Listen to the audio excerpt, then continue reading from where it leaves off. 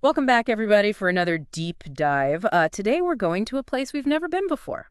We're headed to Benin. Oh, wow. Have you ever been? Never been. Me neither. We're going to learn about Benin's cashew industry. Get this. Benin is the fifth largest cashew producer globally. I had no idea. I know, me neither, right? So we'll be looking at an article today called, it's a really, really interesting article. It's called The Cashew Gold Mine, How Agro-Processing is Driving Benin's Economy. And I think it's going to be a really fascinating look at how this tiny West African nation, it's a small country, is making such a big impact on the global stage. Yeah, I'm really excited to dive in and see what we learn about Benin. It's not a country that's often in the headlines. No, but they're doing some really impressive things. So let's rewind the clock a bit. The article highlights Benin's journey. From having just 10,000 hectares dedicated to cashew plantations in the late 1990s to over 190,000 hectares by 2008. That's a pretty astonishing leap in just over a decade. It really is. That's like almost a 20-fold increase in just 10 years. Yeah, what fueled this growth? Well, I think a few key factors were at play. First and foremost, Benin's tropical climate is ideal for cashew cultivation. With its distinct wet and dry seasons.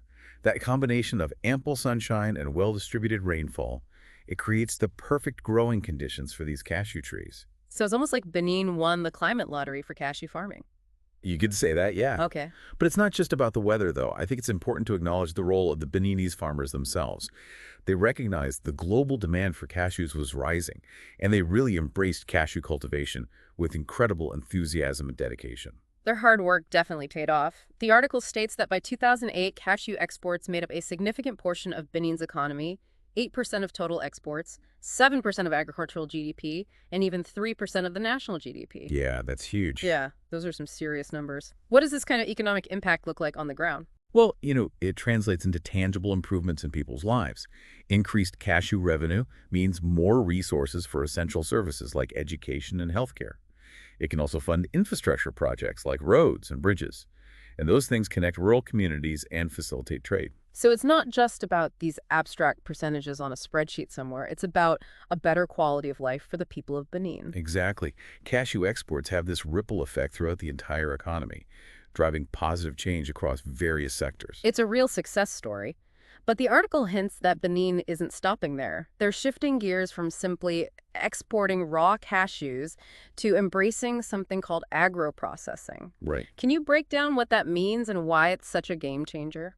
Sure. So think of it this way. Selling raw cashews is like selling the potential of a delicious cake. It has value for sure, but the real magic happens when you transform those raw ingredients into a finished product. Agro-processing is all about adding value to agricultural products by processing them locally. Okay, so I'm starting to see the bigger picture here. So instead of just shipping out bags of raw cashews, Benin is setting its sights on becoming a cashew connoisseur, creating a variety of cashew-based products right there at home. Precisely. It's a smart move economically. By processing cashews locally, Benin keeps a larger share of the profits.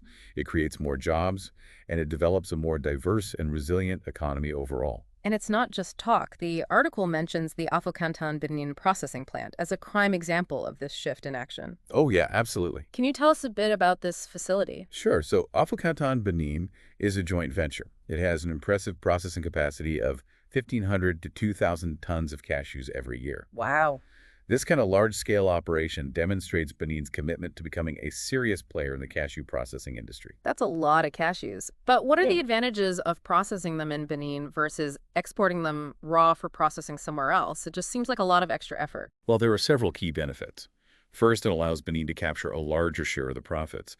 Instead of just earning income from selling raw cashews, they can command higher prices for finished products like shelled cashews, cashew butters, or even cashew-based snacks. So it's like moving up the value chain from selling the ingredients to selling the gourmet meal. Exactly. And with that shift comes a boost in job creation. Processing plants require a workforce, from factory workers to managers. And that creates new employment opportunities and stimulates the local economy. This all sounds incredibly promising for Benin's economic future. But what about potential investors? Where do they fit into this picture? Well, Benin is actively seeking investors to further develop its agro-processing sector. They see the huge potential for growth there. And they're really working hard to create a favorable environment to attract foreign investment. What are some of the specific investment opportunities that are highlighted in the article? Well, the article points to two really promising areas. First, cashew shelling plants. While Benin has made progress in processing, most of their raw cashews are still exported for shelling elsewhere. So building local shelling facilities would be a significant step forward, allowing them to, really capture even more of that value chain. That makes a lot of sense. So instead of shipping out the whole cashews, they could handle the shelling process domestically and then export ready-to-use cashew kernels. Exactly. And then the second opportunity lies in pineapple juice production. Benin has a thriving pineapple industry already, but it lacks processing facilities.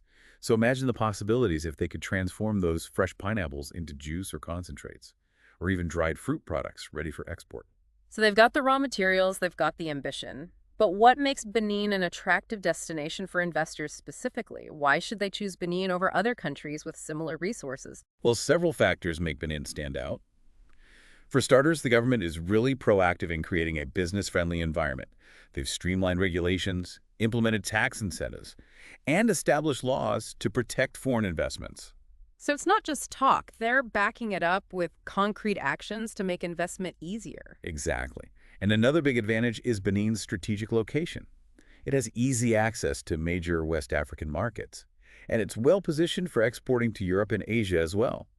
The port of Cotonou is a modern deep-water port, so that ensures smooth and efficient shipping. It sounds like they've got all the right ingredients in place to be successful, but realistically, no investment is without risk.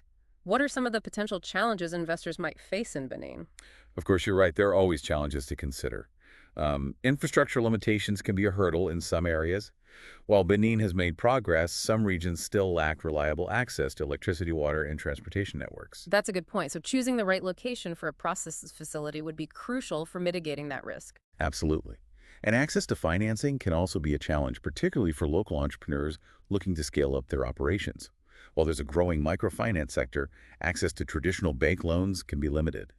That's a pretty common problem in a lot of developing economies. So what are some ways that investors can kind of overcome those financing hurdles?